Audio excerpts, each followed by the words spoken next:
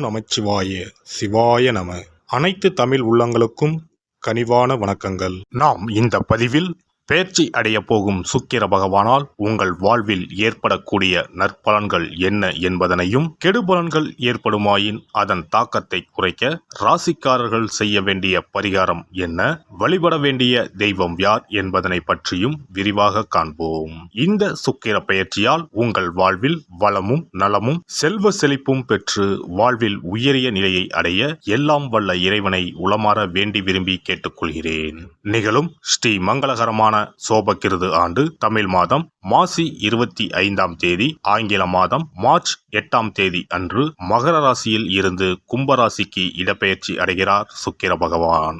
ஏற்கனவே கும்பத்தில் அமர்ந்துள்ள சனியுடன் இணைகிறார் சுக்கிர பகவான். 30 ஆண்டுகளுக்கு பிறகு கும்பத்தில் சனி சுக்கிரன் கூட்டணி சேரப்போகிறது. அதே போல மார்ச் 15ஆம் தேதி செவ்வாய் பகவான் கும்பராசியில் இணைகின்றார். 75 ஆண்டுகளுக்கு பிறகு சனி பகவான், சுக்கிர பகவான், செவ்வாய் பகவான் ஒன்று சேர்கின்றனர். வெவ்வேறான குணாதிசயம் கொண்ட இவர்கள் உங்கள் வாழ்வில் பல மாற்றங்களை கொண்டு வரப்போகின்றனர். சிம்ம ராசி அன்பர்களே, காதல் நாயகன் சுக்கிரன் உங்கள் ராசிக்கு 7ஆம் இடமான களத்திரஸ்தானத்தில் சனி பகவானுடன் சேர்ந்து அமரப்போவதால் கோடீஸ்வர யோகம் தேடி வரப்போகிறது. அதிக பணம் வந்தால் ஆபத்தும் கூடவே வரும். எனவே உடல் நலனில் அதிக அக்கறை செலுத்தவும். சிறு உடல் உபாதைகள் ஏற்பட்டாலும் மருத்துவரை அணுகி தக்க ஆலோசனை எடுப்பது அவசியம். ஆண்களாக இருப்பின் பெண்கள் விஷயத்தில் சற்று கவனமாக இருக்கவும். இல்லை என்றால் சமூகத்தில் மதிப்பு மரியாதைக்கு பிரச்சனை ஏற்பட்டுவிடும். முயற்சிகள் யாவும் வெற்றியடையும் காலகட்டம் இது. நண்பர்கள் மூலமாகவோ, கணவனுக்கு மனைவி மூலமாகவோ, மனைவிக்கு கணவன் மூலமாகவோ சாதகமான பலன் உண்டு. அவர்கள் கூறும் ஆலோசனைகளை கேட்டு அதை செயல்படுத்துங்கள். வெற்றி வாய்ப்பை ஏற்படுத்தும். தொழில் சார்ந்து எடுக்கும் முயற்சிகளுக்கு உங்களின் நண்பர்களின் ஆதரவும் உதவியும் கிடைக்கும். மல்லிகை பூவால் மகாலட்சுமி தாயாருக்கு அர்ச்சனை செய்து வழிபட பொருளாதாரத்தில் சுக்கிர பகவானின் அருட்கடாட்சத்தை பெறலாம். குடும்பத்தில் மகிழ்ச்சி அதிகரிக்கும் காலகட்டம் இது. கணவன் மனைவி இடையே ஒற்றுமை அதிகரிக்கும். வாழ்க்கை துணையின் மீது அளவு கடந்த காதல் மலரப்போகிறது. திருமணம் ஆகாதவர்கள் இந்த காலகட்டத்தில் முயற்சி செய்தால் கட்டாயம் திருமணம் நடக்கும். சிறந்த வாழ்க்கை துணை அமைவார்கள். காதலிப்பவர்கள் தங்கள் காதலை வீட்டில் சொல்லி திருமண ஏற்பாட்டை செய்யலாம். காதலை தெரிவிக்கவும் இது ஏற்ற தருணம் ஆகும். திருமணம் ஆகி குழந்தை வரம் வேண்டி இருப்பவர்களுக்கு இந்த காலகட்டத்தில் குழந்தை பேறு கிடைக்கும். பொருளாதாரத்தை பொறுத்தவரை சிறப்பாகவே இருக்கும். பண விஷயங்களில் எடுக்கும் முயற்சிகள் யாவும் வெற்றியை தரும். பணப்புழக்கம் அதிகரிக்கும். பல வகைகளில் இருந்தும் பணம் வரும். கூட்டுத் தொழில் அமோகமாக நடைபெறும். வீட்டுக்கு தேவையான அனைத்து பொருட்களையும் வாங்கி மகிழ்வீர்கள். தங்கள் அன்பினை தனது துணைக்கு தங்கத்தின் மூலம் வெளிப்படுத்துவீர்கள். ஆபரணம் வாகனம் வாங்கி மகிழ்வீர்கள். பூர்வீக சொத்துக்கள் கைக்கு வந்து சேரும். வராத கடன் இருந்தால் இப்போது முயற்சி செய்தால் அதனை வசூல் செய்யலாம்.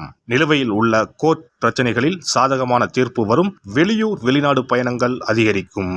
அதனால் ஆதாயமும் உண்டாகும். வெளிநாடு செல்ல இருப்பவர்களுக்கு நல்ல செய்தி வீடு தேடி வரும்.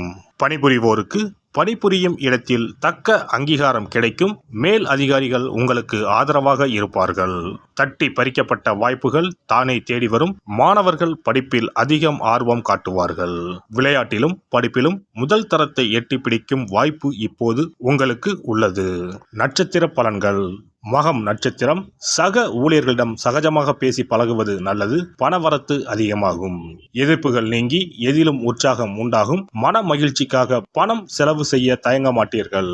நண்பர்கள் சேர்க்கையும் அவர்களால் உதவியும் கிடைக்கும். பூரம் நட்சத்திரம். தொழில் வியாபாரத்தில் கூடுதல் லாபம் கிடைக்க பெறுவீர்கள். வியாபாரம் தொடர்பான வெளியூர் பயணங்கள் சாதகமான பலன் தரும். உத்தியோகத்தில் இருப்பவர்களுக்கு வேண்டிய உதவிகள் மேல் அதிகாரிகள் மூலம் கிடைக்கும். பொறுப்புகள் கூடும். சிலருக்கு எதிர்பார்த்த பதவி உயர்வும் கிடைக்கக்கூடும். உத்திரம் 1ஆம் பாதம். குடும்பத்தில் வாழ்க்கை துணை மூலம் மகிழ்ச்சி உண்டாகும். உஷ்ண சம்பந்தமான நோய் வரக்கூடும். எச்சரிக்கையாக இருப்பதன் மூலம் அதை தடுக்கலாம். பிள்ளைகள் மனம் மகிழும்படி நடந்து கொள்வார்கள். வீண் விவகாரங்களில் தலையிடுவதை தவிர்ப்பது நல்லது. குலதெய்வத்தை வணங்க எல்லாவற்றிலும் நன்மை உண்டாகும். எதிர்பார்த்த காரிய வெற்றி கிடைக்கும். உடல் ஆரோக்கியம் உண்டாகும். ஒருவரின் ஜாதகத்தின்படி சுக்கிரன் சிறப்பாக அமைந்திருந்தால் பொருள் வசதிகள், திருமண வாழ்க்கை, ஆற்றல், அழகு மற்றும் காதல் விவகாரங்களில் இனிமை போன்றவை தரும். ரிஷபம் மற்றும் துலாம் ராசி அதிபதியான சுக்கிரன் மீன ராசியில் உச்சம் பெற்றும் கன்னி ராசியில் நீச்சமும் பெறுவார். சுக்கிர பகவான் மோசமான நிலையில் அமர்ந்திருந்தால் வாழ்க்கையில் பல சிக்கல்களை எதிர்கொள்ள வேண்டியிருக்கும். சில அமைப்புகள் வறுமைக்கு வழிவகுக்கும். மோசமாக அமைந்த சுக்கிரனால் திருமண வாழ்க்கையில் பிளவு ஏற்படலாம். குழந்தை பெற்றுக்கான திறன் குறையும். சுக்கிர வழிபாடும் மகாலட்சுமி ஆராதனையும் செய்து வர சொந்த வீடு அமைவது நிச்சயம். சுபிட்சம் கிடைப்பது உறுதி. மகாலட்சுமி தாயாரை வணங்கி வந்தால் சுக்கிர யோகம் கிடைக்கப் பெறலாம். இல்லத்தில் சுபிட்சம் நிறைந்திருக்கும். பணம் இல்லாமலே வங்கி முதலான கடனை கொண்டு வீடு கட்டும் யோகமும் பலருக்கு உண்டு. அதேபோல் பணம் காசுக்கு குறைவே இல்லை என்று இருப்பவர்களுக்கு சொந்தமாக ஒரு வீடு கட்ட ஆசை இருந்தாலும் யோகம் அமையாமல் தள்ளி போவதும் உண்டு. சொந்த வீடு எனும் யோகத்தை தந்தருள்பவர்தான் வாஸ்து பகவான். பொதுவாகவே கட்டிடக்காரன் என்று சுக்கிர பகவானை சொல்லுவார்கள். சுக்கிர யோகம் ஒருவருக்கு வந்துவிட்டால் சகல சம்பத்துக்களும் கிடைப்பதற்கான வழிவகைகள் அமைந்துவிடும். சுக போகங்களுக்கு அதிபதியாக திகழ்பவர் சுக்கிர பகவான். வெள்ளிக்கிழமைகளிலும் ஞாயிற்றுக்கிழமைகளிலும் நவகிரகத்தில் உள்ள சுக்கிர பகவானுக்கு தீபமேற்றி 9 முறை நவகிரகத்தை வலம் வந்து வேண்டி வந்தால் சுகபோக வாழ்க்கையை தந்தருள்வார் சுக்கிர பகவான். ஒருவருடைய ஜாதகத்தில் சுக்கிர பகவான் உச்சமாக இருந்தால் இந்திரலோகத்துக்கு இணையான மிக பிரம்மாண்டமான வீடு அமையும் என்பது ஐதீகம். சுக்கிர பகவானையும் மகாலட்சுமி தாயாரையும் உரிய ஸ்லோகங்கள் சொல்லி தொடர்ந்து வேண்டி வந்தால் வீடுமனை யோகம் நிச்சயம் அமையும் என்கிறது சாஸ்திரம். வெள்ளிக்கிழமை என்பதை சுக்கிர வாரம் என்று சொல்லுவார்கள். வெள்ளிக்கிழமைகளில் காலையும் மாலையும் விளக்கேற்றி சுக்கிர ஸ்லோகம் சொல்லியும் ஸ்ரீ மகாலட்சுமி சோஸ்திரம் பாராயணம் செய்தும் வர வேண்டும். ஸ்ரீ கனகதாரா சோஸ்திரம் பாராயணம் சொல்லியும் மகாலட்சுமி அஷ்டோத்திரம் சொல்லியும் வேண்டிக் கொள்ளலாம். அருகில் உள்ள ஆலயத்திற்கு சென்று நவக்கிரகத்தில் உள்ள சுக்கிர பகவானை மனதார வேண்டிக் கொண்டு 9 முறை சுற்றி வந்து பிரார்த்தனைகள் மேற்கொள்ள வேண்டும். அதேபோல் பெருமாள் கோவிலுக்கு சென்று மகாலட்சுமி தாயாருக்கு வெண்மை நிற மலர்கள் சார்த்தி லட்சுமி அஷ்டோத்திரம் கனகதாரா சோஸ்திரமும் ஜபித்து பிரார்த்தனைகளை தாயாரிடம் வைத்து வேண்டி வழிபட வேண்டும். வேண்டியதையெல்லாம் தருவார் தாயார். மகாலட்சுமி தாயாரை வணங்கி வந்தால் சுக்கிர யோகம் கிடைக்கப் பெறலாம். இல்லத்தில் சுபிட்சம் நிறைந்திருக்கும். புது வீடு பால் காய்ச்சும் யோகமும் உண்டாகும். ஜாதகத்தில் சுக்கிரன் வலுவாக இல்லையெனில் வெள்ளிக்கிழமைகளில் சுக்கிர பகவானுக்கு மிகவும் விருப்பமான வெள்ளை அல்லது இளஞ்சிகப்பு ஆடைகளை அணிய வேண்டும். இதனால் சுக்கிரனின் தீங்கு புலன் குறையும். 33 கோடி தேவர்களின் அருளை பெற்றிட காமதேனு எனும் பசுவை வழங்குவது அவசியம். பசுவுக்கு விருப்பமான உணவு வழங்குவது சிறந்தது. வெள்ளிக்கிழமைகளில் வெள்ளை பசுவுக்கு உணவளிப்பதால் சுக்கிர பகவானின் அருட்கடாட்சத்தை பெறலாம். பசுவுக்கு உணவளித்து வருவதால் சுக்கிரனின் பலம் அதிகரிக்க தொடங்கும். இந்து சமயத்தின் மிக புனிதமானதாக தான தர்மம் பார்க்கப்படுகிறது.